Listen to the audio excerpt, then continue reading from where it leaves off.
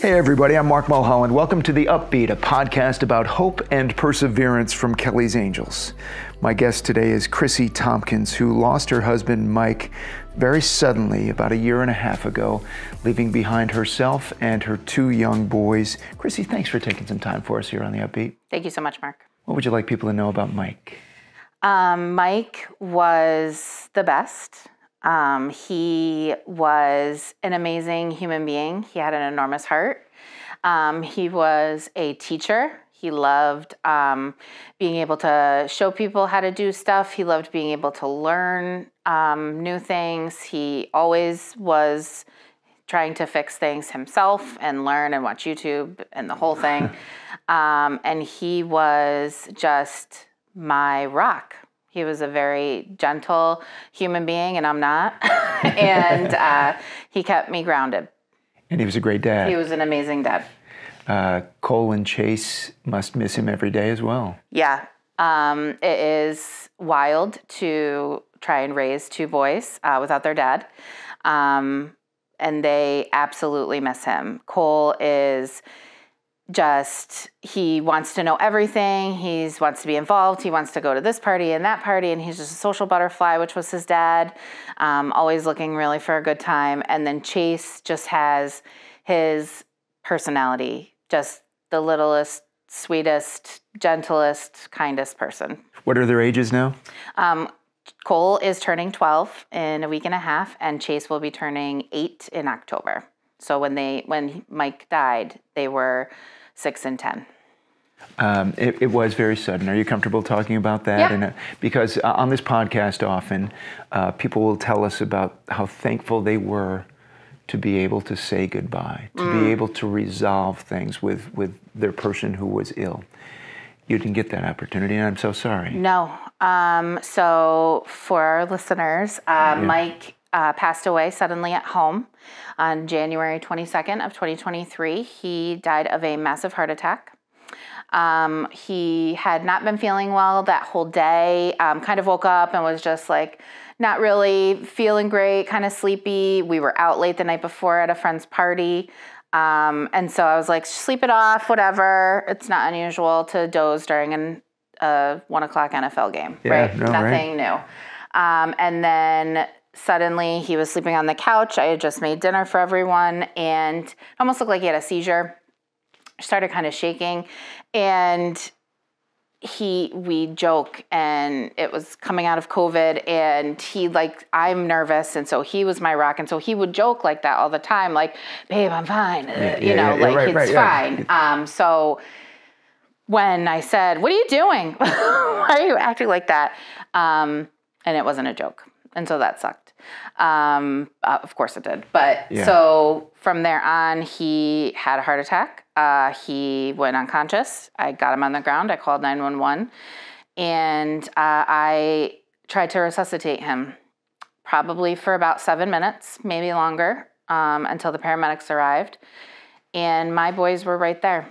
I'm so sorry. Cole, I had him go and wait for the ambulance, and I just yelled at him, turn on all the lights, buddy, all the lights, every light in this house, turn it on, open up all the doors, all the windows, stand at the end of the driveway, get them here. So they know where they're supposed to go. So they know where they're supposed to go. And then with Chase, he was young, he was 6, and so I didn't really give him a direction, and so he stayed with me. So he watched the CPR. At one point, the 911 operator said to me, you got to count out loud, ma'am. You have to count out loud. I have to know how fast you're going to know that it's worth it, to know that it's good. And there was a point where I couldn't breathe anymore. I had been doing CPR for so long, I couldn't breathe. And I was struggling. And I said, I cannot breathe. I cannot count out loud. And my 6-year-old said, don't worry, mommy. I'll count for you. And he could only count to 30. So he repeated counting 1 through 30. I can't even tell you how many times. Chrissy, I'm so sorry. I mean, just hearing you tell me that story is... It's the worst. It's not supposed to happen. That's not supposed to happen. No, it's not supposed to happen. We're not supposed to see it. And then the paramedics came and they tried everything. They tried everything. They were there forever, it felt like. I was able to call a family friend, a friend of Cole's, and 2 dads showed up because that's the community that I live in. And we can talk about that for sure too. And one stayed with me and one took the kids. And I just, he never came back. There was never a heartbeat. I kept asking the paramedics, is there a heartbeat? Is there a heartbeat? I don't hear the monitor. I don't hear anything. And they would just say, we're still trying. We're still trying. And then he was taken in the ambulance and I never heard a heartbeat. And I think that was it. Have you gotten to the point, or did you get to a point where you could talk to the kids about what happened? I'm sure you did, and that, what a big, heavy conversation that is. Amid everything else. Amid everything else. Okay, so then fast forward, we go to the hospital. Mike is pronounced dead. I have to see his dead body. It's a nightmare. His mom came. His brother came. It's awful. And then I have to now go tell my kids that their dad is dead. And also it was in a raging snowstorm, just to put a complete perspective on it. Yeah. And that was wild. The one dad who was with me, a very good friend of mine, he told me once that in our drive home to go tell the kids that he saw me transform into a superhero. And I don't take compliments like that, so it's wild that I even shared that. But I called my mother, my boss, and my best friend who was already on her way from Connecticut and told them. And then that was it. And then I just put my phone down and he was driving. It was a crazy snowstorm. And I just started taking some really deep breaths. And because I knew that I have anxiety as it is. And I was just like, okay, you have to center yourself. Because you know what? You have 2 faces that are waiting for an answer. Yeah. And what are you supposed to tell them? Yeah. That's superhero is a great way to put it, because you put on your cape and you do whatever you need to do, especially to protect those little guys. Yes. Who had already endured unimaginable. Already saw everything, How about today? How about a year and a half later? A year and a half later, we are doing great. We seek mental health counseling. We have a grief therapist who I see routinely. She sees the kids when necessary. She hosts groups for children who have lost parents. And that has been a truly transformative experience also. My husband's death is tragic, but it was also really educated to me that it was a trauma. We, as a whole, as our 3 unified family, we experienced a trauma of trying to just one minute he's there and the next he's not. Right. So it's not your everyday run-of-the-mill grief, if there is such a thing. No. It's very traumatic. No, and a loss is a loss. You get to say goodbye or you don't, So we sought grief counseling. I can't say enough about it. I wouldn't be here without her. I wouldn't have been able to write the letter saying thank you to Kelly's Angels. I wouldn't have been able to even walk in the store if it was not for her and her guidance on helping me understand how my kids are grieving. They're 2 different ages, so they're 2 different ways that they're grieving. Cole doesn't want to talk about it, whereas Chase wants to talk about it all the time. When we were leaving Mike's funeral and I'm holding his urn, Chase says, "Mom, when am I going to get a new dad?" Yeah. We're minutes outside of the funeral home. That's how their little brains think, right? And I said, you know what, babe? You have a dad. Yeah. You don't need a new one. Yeah. And I don't know. I don't even know where that came from. How am I supposed to answer that? So many questions. Yeah. And they want to know. And they're just anxious and want to consume all this information. They want to try and understand it. And I'm like, I don't understand There's no handbook for dealing with what you've dealt with. No. Chrissy Tompkins, thank you very much. I want to continue our conversation. We're going to take a quick break to thank our underwriters, and we'll be right back. Thanks to our underwriters who make it possible for Kelly's Angels to provide grants and scholarships to children facing grief, loss, and adversity. Hoffman Car Wash, a family-owned and operated business that has been serving the Albany, New York area for close to 60 years. Hoffman Car Wash offers a variety of car wash services, including exterior washes, interior cleans, and detailing. Learn more at hoffmancarwash.com. Allardyce Ace Building Supply, a leading provider of high-quality building materials and supplies in Saratoga Springs, New York. Allardyce Ace Building Supply has been serving the needs of contractors, builders, and homeowners for more than 40 years. Learn more at allardyce.com. Bob and Ann Fitch of Saratoga Springs, who have provided tremendous support to Kelly's Angels through the Bob and Ann Fitch Giving Fund. Now back to my dad's interview on the Upbeat podcast. Welcome back to The Upbeat, a podcast about hope and perseverance from Kelly's Angels. I'm Mark Mulholland, talking today to Chrissy Tompkins, who has shared the story of the tragic, sudden loss of her husband, Mike, who leaves behind Chrissy and their sons, Chase and Cole. Kelly's Angels is an organization here in upstate New York which helps families who've suffered loss, endured grief. We try to bring smiles to the faces of children. And when we learned about Chrissy and her sons and the loss they endured, we were eager to help. Our all-volunteer board jumped into action to help in a couple of ways. And Chrissy, recently you wrote us a little letter Yes. thanking us. And do you mind reading a little bit of it? No, that's great. They returned home on Friday full of dirt, smiles, tears, and stories. Their time spent at Stomping Ground was so impactful and amazing. This adventure just gave them an opportunity to be independent and brave for being away from home for so long. It offered them new friendships, games, and experiences, and new activities such as conflict circles. So let me set that up a little bit more in that you're referring to Camp Stomping Yes, Ground. I'm sorry. No, Yes. Kelly's Angels partnered up with Camp Stomping Ground, a camp here in upstate New York, which welcomes children from all walks of life to experience the great outdoors in the middle of summer. And Cole and Chase wanted to go, so we helped make that happen, and they went. It was just about 2 full weeks at camp, a Yes. sleepaway camp. Yes. Yes. So continue. So the second part of the letter is this time apart for me was so crucial as a single parent now. I had 12 full days to be me. My entire identity since my husband passed away is mom, provider, caretaker, dad, lawnmower, whatever. But for 12 days, I got to be Chrissy. And I was only able to do that because I knew that my children were being cared for at Stomping Ground, thanks to Kelly's Angels. Well, we're thrilled to be able to help, and we're thrilled that you had some time for yourself, because that's vitally important. Having experienced that myself, I know how important that is. And the fact that the boys had a great time, that's the icing on the cake, right? No phone calls home. I was shooketh. which is wonderful.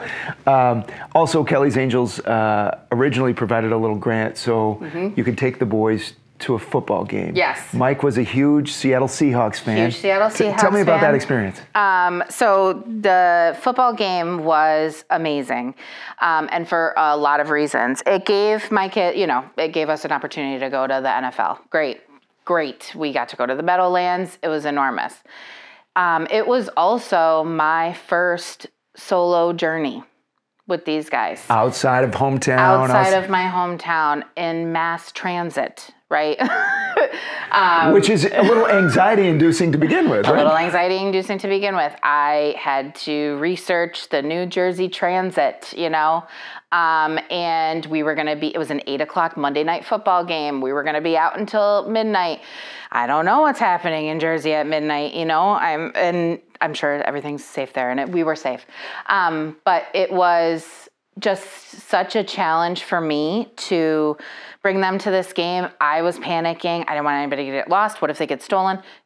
Sure, all of those things that a parent's thinking. People start yelling at us because we're wearing Seahawks jerseys and we're in Giants Stadium. What happens, And so I'm like, well, we're going to go. And the Seahawks killed the Giants, and everybody was super nice, and we followed the crowd, and we got to and from our hotel very safely, and I took that as a huge win for me, and I celebrated by saying, you know what, I just did this. He would be so proud of me. Yes, because when Mike was here, he would have helped with all of that. He's coming, yeah. I would have still planned the trips, just so everyone is clear. But he would have at least been the one adult where I could have said, hey, do you think this is the right direction? Yeah. Anything, you know. Hey, can you sit here while I run to the bathroom? The boys have to go now to the men's bathroom by themselves in the Meadowlands with 80,000 people. Like, oh, this is safe. No. Go together, hold hands, right? Yeah. So in that regard, you mentioned doing it alone. You mentioned at the beginning of this conversation, you're thankful for your community. Yeah. And do you have some people you can turn to in a real pinch now? Yeah, or do you? Absolutely. I had them from the moment it stopped. You know, I had them from the moment it happened. I have some really, really deep connections and friendships that have been going on since I was a child. I have a childhood best friend who lives in Connecticut, and I called her and said, Mike just went to the hospital. I need you. And she said, okay. And she drove from Connecticut in a snowstorm. Without asking a question. Without asking a different question. She was actually in flip-flops in January. So, yeah, that's how she came to me, in flip-flops. What have you learned? You said that you were fortunate to find a grief therapist, one for yourself and help with the boys. Mm-hmm. What advice do you have for others who have suffered similarly, although I don't know that there are a hell of a lot of stories out there who are as tragic as yours, the way this loss happened. What's your advice to people? My advice is, number one, you're not alone. You are not alone. You are never alone. And when that person is taken away, you are alone, and you feel it, and you feel like you don't have anybody, but you are not. And I was very thankful to focus on my kids and say, okay, I'm going to do everything I can for them. But I don't necessarily know if that's the right answer or not. I think that seeking help is going to be your number one. The number one piece of advice that I can give you is seek help. Look for those online groups. Read a blog. Go to a website. Google grief counseling. You will find someone that you can talk to. And you will also, and if that's not the right fit, they'll help you find somebody else. And being open with yourself about all the feelings. Like, wow, today I'm absolutely having the worst day. And I cannot people today. It's not happening. It's not going to be good for anybody else, and it's not going to be good for me. So I just can't people. And I allow that for my kids too. Yeah. If they can't people, or like they wake up and it looks like it was the wrong side of the bed, I'm like, I don't know if you should go out into society today. Maybe you just need a minute. Don't you worry about that too, that you worry about your children and how you're handling it, because you don't want to mishandle them. Correct. You can deal with mishandling yourself, right? You're an adult, you'll deal with it. But geez, I don't want to do the wrong thing by them. They've already suffered enough. Exactly. Right? And that's the kind of thing that used to keep me up at night. I don't know about you. Absolutely. So what I have really, I talk to my kids about everything. We have been very open about Mike. We're open about what I talk about at grief counseling. We're open about what they talk about at grief counseling when they go. We talk about Mike every day. We talk about memories. We talk about things we miss. We talk about new people that we meet that would have been like, oh, Daddy would have loved him. Yeah. You know, Daddy would have got along great with him, for sure. Whomever, another dad, whatever. And I think that by doing that and me being so open with my kids about, like, you know what, you guys, I'm not, I don't need this. I need space, whatever. I think that gives them permission to also say that. And then also to really kind of understand how I'm processing the grief. Because this is new to all of us, and their little brains have no clue how to deal with this. They just know Dad's gone, and he's never coming back. But, like, is Mom going to be cool still to care for us? Right. One of Chase's first questions, Mommy, who's going to get me on the bus every day? Yeah. I will. They worry about those little things in their little brains because those are important things. I'll share a story with you. My wife was dying. We just learned she was dying. We'd come back from Mexico where we sought some alternative treatment, and it didn't work. So we get her off the plane. We go immediately to the emergency room at Albany Med. Mm-hmm. Her lungs are now filled. She had breast cancer, but it metastasized, so her lungs are filled with cancer.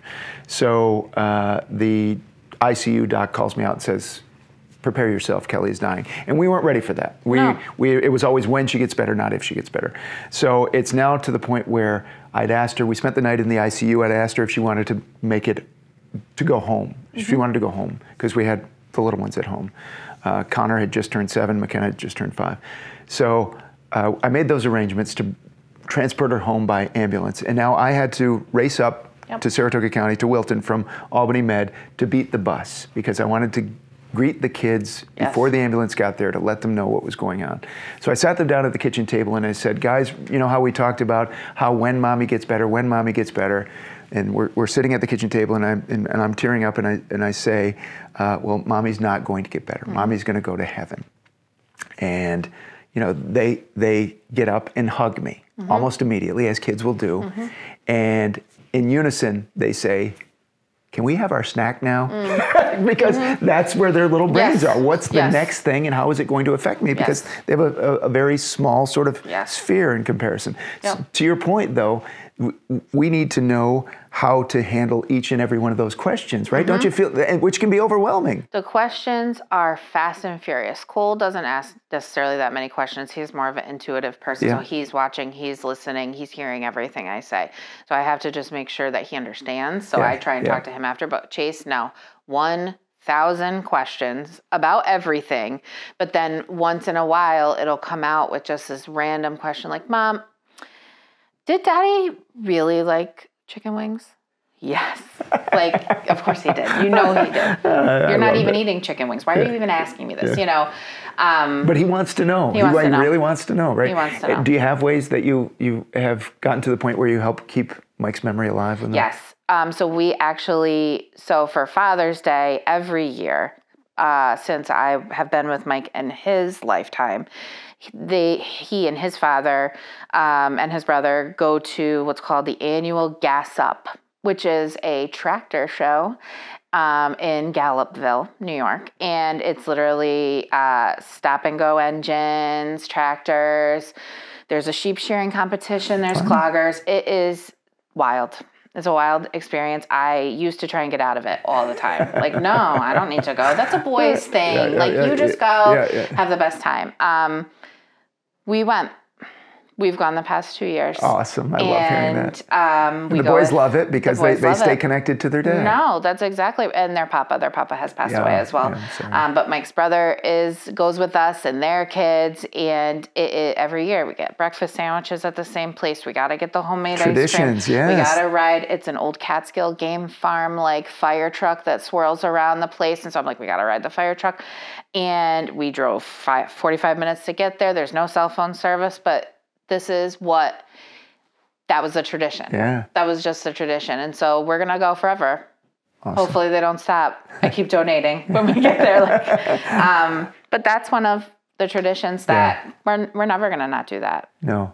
He's always going to be in your hearts. Yes. You know? Yes. Anything you'd like to add, Chrissy, about your experience over the past year and a half? I definitely, just going back to my community, there are just so many things that you can get your children involved in that will either take their mind off of the grief or just maintain activity and normalcy. And everybody who has stepped in for me in the towns of Clifton Park and Half Moon, Shenandoah School District, Junior Plainsman football, Half Moon baseball, you guys are rock stars. And when or if you know somebody that has a tragedy like this, don't ask them what they need. Just do it. Yeah. Send a meal. Send groceries. Pay for the tuition for your kid to play baseball for a spring season. Because the person that you're helping might not need it. They're never going to ask. No. Nobody who goes through this is ever going to ask for help. And that's been a huge thing for me too. Yeah. But it's tough. It's tough to accept the help even, isn't it? Absolutely. Yeah. But it is important. It's very important. And it's important to say, you know what, I can do this. Like the first time I mowed my lawn, I cried hysterically. Because I was like, I jump-started a tractor, you know? He would have been so proud of me. And that was what I just kept saying, like, oh, he would have been so proud of me. And then Cole snapped a picture. He took a picture of me inside from his bed mowing the lawn. And he was like, Mom, look at you go. So for my own child to show me that he's proud and not so many words. Yeah, he knew. I was like, okay, I'm enjoying this. That's awesome. You know, I'm still doing good. Well, Chrissy, thanks so much for your time. Thank you so much. Thank you for sharing Mike's story. And I hope you and Cole and Chase continue to be able to get by. Because that's all we ask, right? Absolutely, just day by getting day. By. All right. And thank you for listening to The Upbeat, a podcast about hope and perseverance from Kelly's Angels. If you'd like to leave us a review, we'd like you to do that as well. I'm Mark Mulholland. Until next time, stay on The Upbeat. If you enjoy The Upbeat, please subscribe and leave us a review wherever you listen to podcasts. If you have topics you'd like us to cover on The Upbeat, please send your ideas to theupbeatpod@gmail.com. We'd love to hear from you. On behalf of the volunteer board of Kelly's Angels and the families we help who are facing life-threatening conditions, thank you for listening to The Upbeat. Nice job, McKenna Rose. Thanks, Dad. You too.